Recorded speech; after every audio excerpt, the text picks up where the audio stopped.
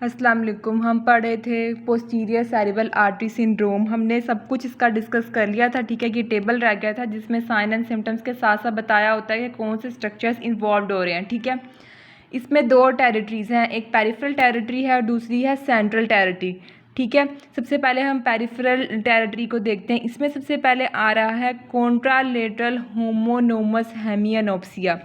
ये क्यों आ रहा होता है? ये प्राइमरी विजुअल कोर्टेक्स की इन्वॉल्व हो रहा होता है अगर हमारे पास कॉन्ट्रालेटरल होमोनोमस हेमियानोप्सिया आ रहा हो, ठीक है। और बाईलेटरल होमोनोमस हेमियानोप्सिया भी आ सकता है, कलक्रेन कोर्टेक्स की स्ट्रक्चर इसमें इन्वॉल्व हो रहा होता है, ठीक है।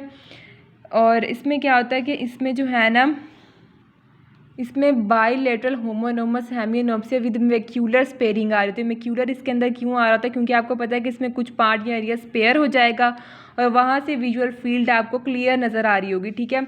अच्छा, उसके बाद आ जाता है इसमें लेफ्ट ओसिपिटल लोब, उसकी वजह से विजुअल एग्नोसिया आ रहा होता है, ठीक है। पहले हम पढ़ चुके हैं कि टेम्पोरल लोब की इन्वॉल्वमेंट की वजह से क्या आ रहा था, मेमोरी लॉस, पिछले लेक्चर में हमने पढ़ा है, ठीक है। और इसमें क्या आता है? इसमें आता है प्रोस्पेग्नोसिया, विजुअल एसोसिएशन कोर्टेक्स की इन्वॉल्वमेंट की वजह से डिसलेक्सिया विदाउट एग्राफिया।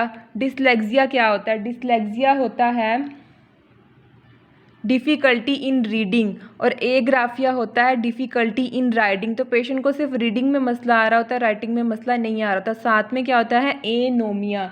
एनोमिया क्या होता है? कलर नेमिंग, डिफरेंट कलर्स को नेम देना, ठीक है। और साथ में कलर डिस्क्रिमिनेशन प्रॉब्लम्स आ रहे होते हैं पेशेंट को। इसमें स्ट्रक्चर्स कौन से इन्वॉल्व होते हैं? डोमिनेंट कलकरेन लिगन है और posterior part of corpus callosum involve हो रहा होता है इसके अंदर।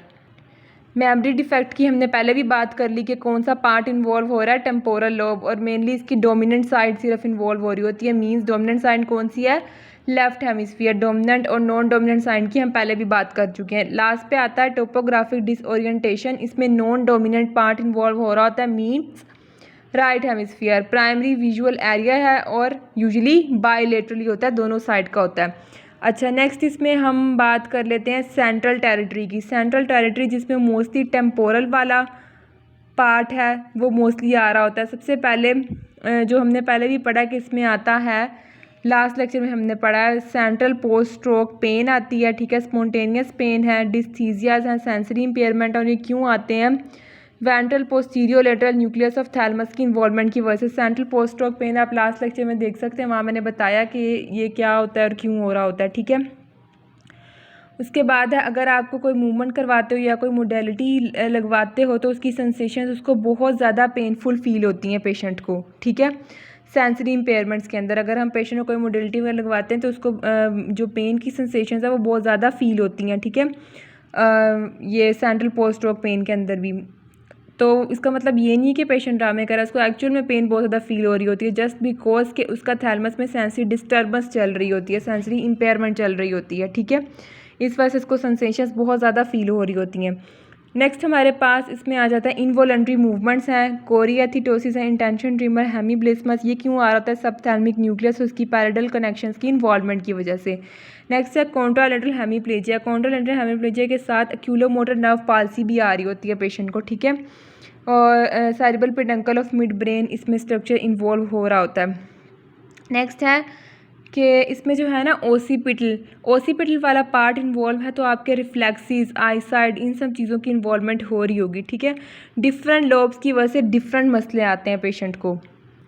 वेबर सिंड्रोम है, एक्यूलोमोटर नर्व पाल्सी अभी मैंने बताया, कॉन्ट्रालेटरल हेमीप्लीजिया ये क्यों आ रहा था? थर्ड नर्व की इन्वॉल्वमेंट की वजह से और मिड ब्रेन के सेरेब्रल पेडंकल की इन्वॉल्वमेंट की वजह से।